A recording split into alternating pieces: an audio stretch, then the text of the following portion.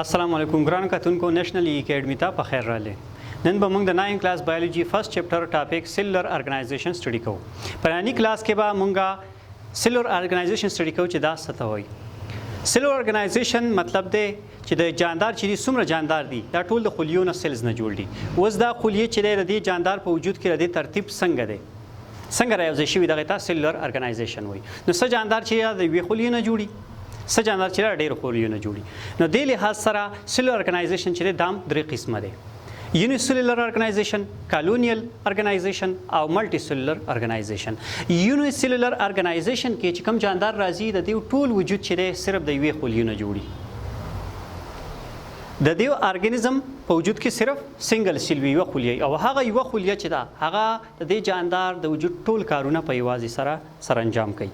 مثال په تور یو ارګانیزم دی یو جاندار دی یونیسیلولر دی دا غي په وجود کې یو خلیه ده نه دا یو خلیه چې دا ریپروډکشن هم کوي دا ډایجیشن هم کوي دا موومنټ هم کوي دا ډیولپمنټ هم کوي دا گروث هم کوي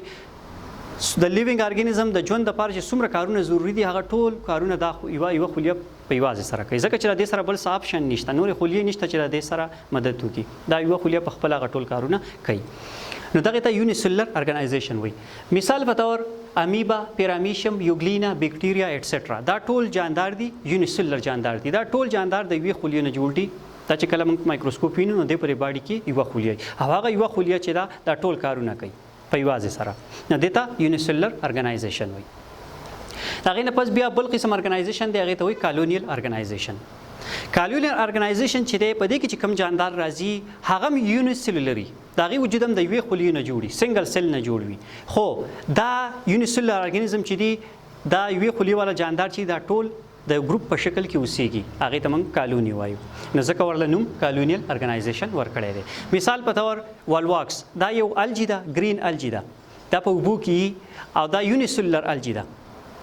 خو دا والواکس چې دی ډیر شی والواکس رايوځي شي او د یو ګروپ په شکل کالونی په شکل کې اوسېږي دغه ته کالونیل ارګنایزیشن وایي اوس دا هر والواکس هر یو والواکس یونیسیلولر الجی دا ځان خپل ژوند تیرولی شي خو که چېرې دا رايوځي شي یو ګروپ جوړ کړي کالونی جوړ کړي نو د دې سره د دوی ژوند څه کېږي فیسیلیټیټ کېږي ښه کېږي دوی سره د کالونی جوړېدو په بدولت دوی ته په خوراک اخیستو کې دوی ته د دشمن نه ځان بچ کولو کې اساني وي نور چې دا کو جدام شي د دې کالونیل ارګنایزیشن کې کم جاندار دي دا یو بل نه جدام شي نو بیا هم دا ژوند تیرولی شي خو دا اکثر د ګروپ په شکل کې اوسېږي دته کالونیل ارګنایزیشن وایي د کالونیل ارګنایزیشن نه پس بیا د سیلولر ارګنایزیشن بل لیول بل ټایپ راځي ملټي سیلولر ارګنایزیشن ملټي سیلولر ارګنایزیشن کې کم جاندار دي دا جاندار دی وجود مور دین ون سیلز نه جوړي د دې په وجود کې د یوې نه یو خلیه نه بلکې ډېر زیات خلیونه را دي وجود جوړي دا ملټي سیلولر ارګانیزم په دې کې راځي اوس د دې په وجود کې خلیه ډېری سیلز ډېری نو د دې په وجه باندې په دې مختلف سیلز ته مختلف کارونه حواله کړي ډیویژن اف لیبر امانګ ډیفرنٹ باډي پارټس خلیه پکې ډېری دي نو هغه خلیه ټیشو جوړ کړي ټیشو چې ارګن جوړ کړي ارګن سیستم جوړ کړي اوس مختلف سیستم ته یا مختلف ټیشوز ته مختلف ارګن ته په باډي کې مختلف کارونه حواله شوي دي دغه ته موږ ډیویژن اف لیبر وایو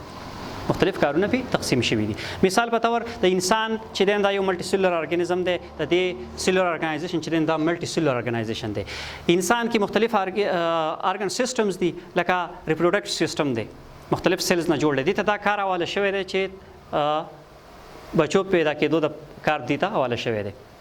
اپ سپرینګ پروډکشن کار وته حواله شوی دی ډایجست سیستم ته د فود ډایجیشن د خوراک ازمولو کار حواله شوی دی سرکولیټری سیستم ته د خوراک وړو اکسیجن وړو کار حواله شوی دی ایمیون سیستم ته د بیمارانو نه د محفوظه کېدو کار حواله شوی چې باډي به د بیمارانو نه محفوظ ساتي نو دا مختلف سیستم دي دا ټیشوز نه ارګن نه جوړي ارګن ټیشوز نه ټیشو د سیلز نه جوړي نو دا ټول سیلز ته هغه ارګن ته ټیشو ته مختلف کارونه حواله شوی دي ځکه چې د موږ سره چوایس سیوا ده سیلز سیوا دي نو د ملټي سیلولر ارګنایزیشن مثالونه انسان چندخه یا د شړشامو بوټي یا نور څومره بوټي یا څومره ځناور تاسو ته په نظر راځي دا ټول ملټي سیلولر ارګنایزیشن مثالونه دي ګران کتونکو دا زموږ نننی ټاپک په نیکسټ کلاس کې بعد یو نوی ټاپک سره حاضرېږو تر هغې پورې الله پامان